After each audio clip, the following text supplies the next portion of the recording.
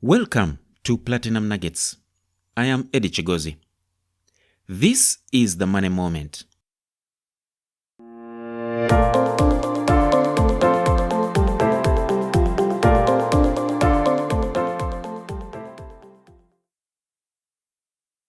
There is so much evidence around us that money can destroy good relationships. And this happens for friends as well as relatives without discrimination. But here is a strange truth. It is strange because very few people have ever understood it this way. The truth is that it is not the money that destroys good relationships. It is actually poor money skills and habits that destroy good relationships. I have said this before, and you have probably heard it a few times from someone else. Money is amoral. It means that money is neither good nor bad. Money just amplifies character. So, if you have poor money habits, then money will reveal that fact through the losing of a good friend. In this episode of the Money Moment, I am going to give you a few tips on how to improve your money skills, and we are specifically going to address the issue of lending people money. We all borrow money for different reasons, and apart from a few insincere people, my experience has shown that most people borrow money because they genuinely have a need or they genuinely want something. Of course, the two are different. That is why we are going to stick to lending people money. First of all, never lend anyone an amount of money that you are not willing to lose. I will repeat that. Never lend anyone an amount of money that you are not willing to lose. That is the foundation of what I am going to talk about today. Now, if someone comes to you to borrow money, irrespective of the amount, the first thing you should do is ask them this question. What are you going to use the money for? I strongly encourage you to ask this question. If you are like me, you will find that a difficult thing to do. I also had to train myself to ask that question, and I am getting better at it, although I am not yet quite where I want to be. This question is very important if you value your relationship with the person who intends to borrow money from you. When you ask that question, you should expect one of three responses. That person will tell you what they are actually going to use the money for.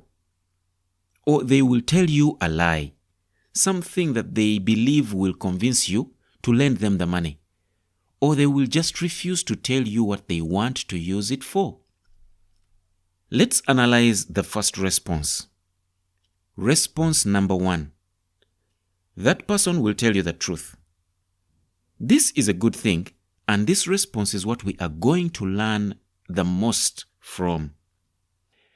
The most important principle here is that you should not lend your loved ones money that is not going to be invested. Because even to the borrower, the only way to repay you that money is by getting it from somewhere else or borrowing it from someone else in order to pay you back. So here are some of the reasons you shouldn't lend people that you love money. Number 1, paying school fees. The investment of paying fees has no clear return on investment. It actually takes 12 years after graduation for you to get a financial return on a degree. And so, if you value your friendship, avoid lending people money to pay school fees either for themselves or their children. Number 2, buying food and other home necessities. Now, this is a clear expenditure, and so do not lend someone money to buy food or necessities for their home. Number 3, events and celebrations. For the sake of your friendship, do not lend anyone money to go attend a concert or to hang out with friends, no matter how important those social gatherings are. Number 4, paying debts. If a good friend is borrowing money from you to pay off their debts, then very soon your friendship will crash. If you value it, never lend them money to pay off their debts. There are some people who have mastered the skill of borrowing to pay debts. She borrows from you to pay John. Then she borrows from Peter to pay you. Then she borrows from Florence to pay Peter. The problem with this habit is that the borrower is not learning that bad debt is very harmful. Soon that system will fail, and all the people who lent her money will begin to look at her as if she's an enemy, because she will eventually fail to pay them back. Number 5, starting a business. Never lend anyone money that accrues interest for starting a business. You can lend someone who has been doing business and wants to expand or to restock, but not to start business. You can also lend money to someone who wants to start a business, but not with interest. If this person is your friend, then only give them the amount you are willing never to see paid back. This is simply because no matter how accurately you project a business to perform, when you actually begin doing the business, it will always differ from what your projections were. There are many more, but for our learning purposes, I have only mentioned these few. So now, am I saying that you don't help your friends and loved ones to pay school fees or to buy food and other necessities for their survival? Not at all. Remember, I said in the beginning that you should only lend to a friend an amount of money that you are willing to lose. Well, now here is the thing. We have two issues here. First, there is someone who wants to borrow money and is not going to invest it. Then we have someone who is going to buy stock for his business and repay you as he sells off the stock. Let's first handle the one who is not investing.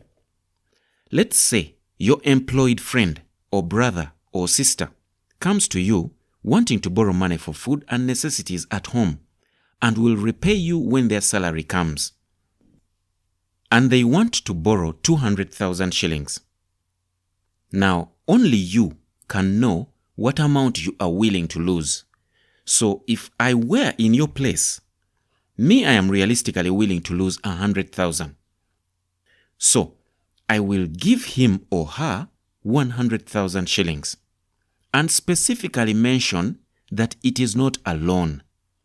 I, however, add that if she wants to pay me back when the salary comes in, I will be very grateful and will receive it back with lots of thanks. Now, let's talk about a friend borrowing money to invest it.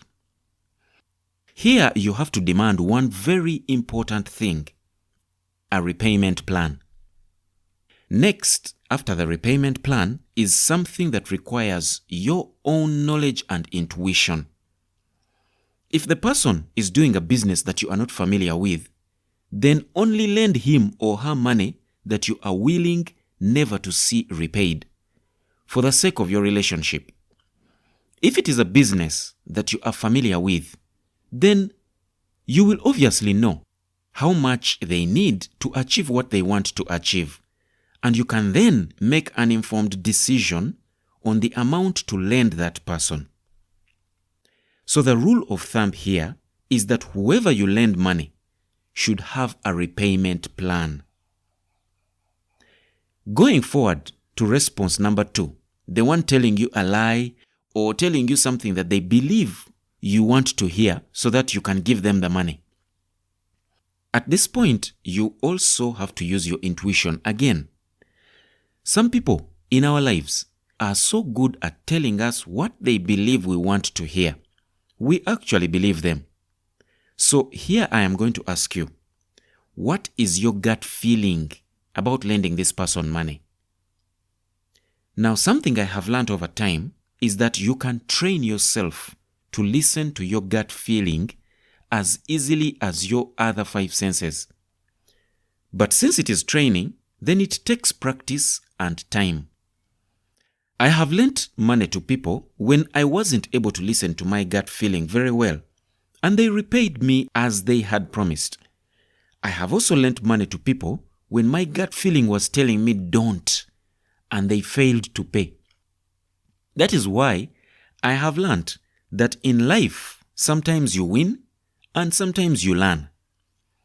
Those tough lessons have enabled me to continue treating those who never repaid as friends, even up to today. In conclusion, it is very important for you to know what the person intending to borrow money from you is going to use it for. That will show this person that you take your friendship with them seriously. Now, for the sake of your peace of mind, and in order not to become resentful towards people, never lend a person more money if he or she has failed to pay back the money they borrowed from you before. Just don't. Finally, avoid gentleman's agreements when it comes to lending money. No matter how close the borrower is to you, always put it in writing, and both of you should sign the agreement. I understand this is something you may not be bold enough to tell a close friend or relative to do. But don't worry, that happens to the best of us. So work on it, and since we are creatures of habit, very soon it will not be difficult for you to do. And while drafting an agreement for lending someone money, it will be very helpful to add there a third party as a witness. What I have shared with you in this money moment are things I never knew before, but I have learnt along the way myself. I can tell you this, if you follow what I have said, you will obviously shock so many of your friends and relatives, at least in the beginning. They may think you are becoming heartless or mean. But the beauty of this is that if you are consistent, like I had to become, then they will realize that you are honest about money, and you will be surprised how many of them will do more than just want to borrow money from you. Many people who know you will come to you for advice on how to manage money better. As you advise other people, you yourself will improve on your money skills. It is inevitable. Well, that is our money moment today. Now, how many people do you know who can benefit from the information in this audio from what you have just been listening to? Please share this audio with as many people as you can. Finally, we have lots of information for you on how to manage your personal finances, how to start, to build, and to run a successful business. All this information is in audios which are free of charge. Simply make your request by WhatsApp. The number is 256 702 809 040, and you will have access to our audio store where you can make your own choice of the audios that you want, and we shall send them to you. Thank you so much for listening, and look out for more money moments right here on Platinum Nuggets. I want to wish you a wonderful day.